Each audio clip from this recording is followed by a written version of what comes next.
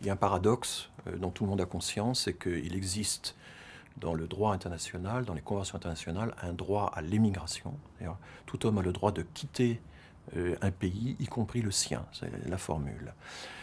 Ce droit avait été notamment conçu dans les années 50 pour permettre aux habitants aux réfugiés des pays communistes d'être accueillis dans le reste du monde. Mais il n'existe pas la réciproque, c'est-à-dire un droit à migrer, un droit à immigrer, un droit à entrer dans un pays étranger. Alors le premier homme à avoir défini le droit de quitter son pays, c'est Grotius, qui est le grand légiste néerlandais au XVIIe siècle. Et puis Rousseau aussi dit dans le contrat social que tout homme a le droit de quitter son pays.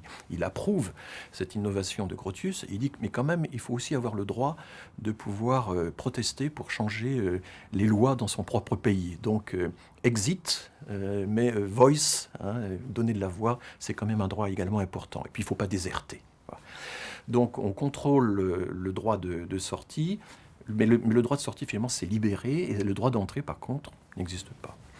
Un juriste belge a représenté cette situation asymétrique, un droit de quitter son pays sans avoir les droits équivalents d'entrer dans un autre pays, en reprenant le titre du film d'Angelopoulos, Le pas suspendu de la cigogne. Je suis là, au-dessus de la frontière, j'ai le droit de lever le pied, de quitter mon pays, mais je ne peux pas le reposer de l'autre côté de la frontière.